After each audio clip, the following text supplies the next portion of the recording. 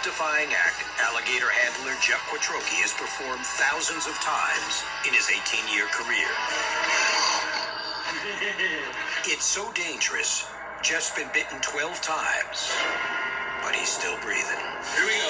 Bear with me, folks. Today, his luck will run out with bite number 13.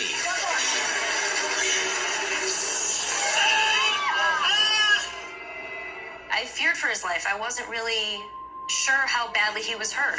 I didn't know if he was going to bleed out.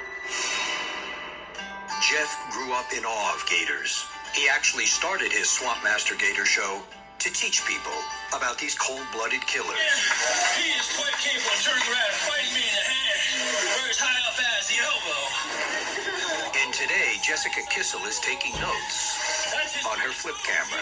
I never have anything interesting to record with my flip, and finally gator wrestling, even if nothing tragic happens, is always interesting. Jessica is one of hundreds of tourists catching Jeff's show at the Cotee Seafood Festival in Port Richey, Florida. That's his quickest move. He can't get up on all fours. But just as his act begins, she senses trouble. We were talking to one of the vendors that was very near to Jeff's area, and he said that Jeff had been very nervous about this newest gator.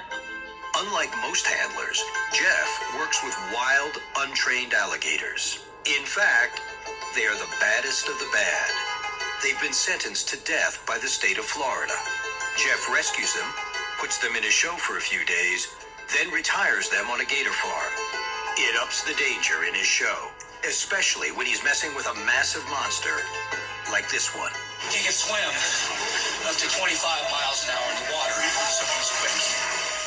I was expecting to see maybe a medium-sized gator, nothing too big. I was kind of surprised. And this 8-foot, 220-pound gator's got a real bad attitude. Watch him. See a swing? Look at him swing all the way around. Tries to hook me, drag me towards those jaws. You could tell he was kind of nervous about it. He just seemed like the gator had been acting kind of funny, like it wasn't his usual kind of gator. Despite the tension, Jeff goes on with the show. We're going to get to the fun part. We can talk gators all day.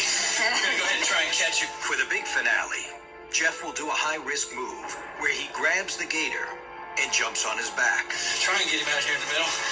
He can strike at me a couple times. He had just talked about how he was going to wrestle the gator, how he was going to capture the gator. And he was saying that he's going to distract him and everything. The timing has to be perfect. You gotta bear with me.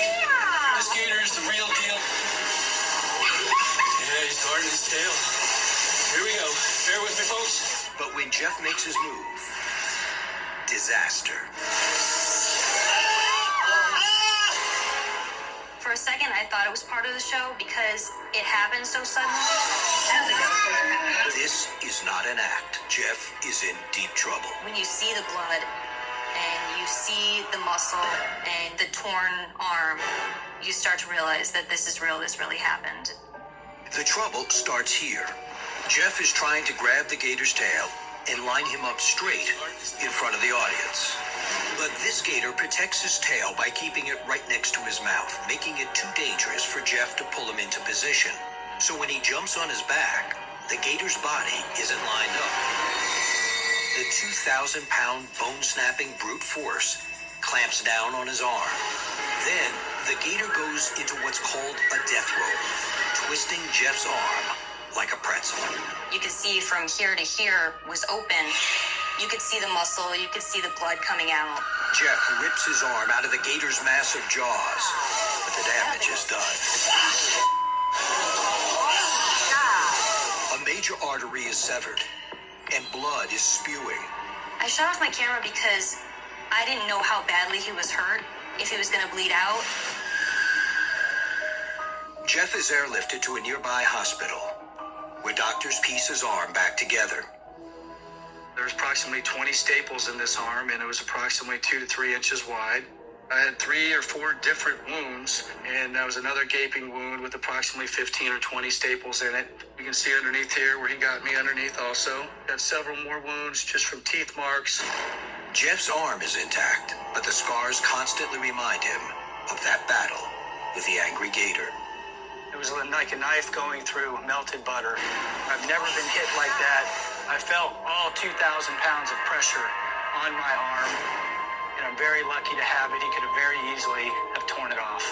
He never did let go. I had to tear my arm out of his mouth. Thank goodness he went with it, because I'm sure if he hadn't, the arm would have come off. After 2 months of rest and recovery, Jeff is back where he wants to be, with the alligators, and planning a rematch. I only name the alligators that bite me. And normally I name them the Ripper, the Shredder, the Biter, or something like that. I name this alligator, Thank You. Thank you for not tearing my arm off.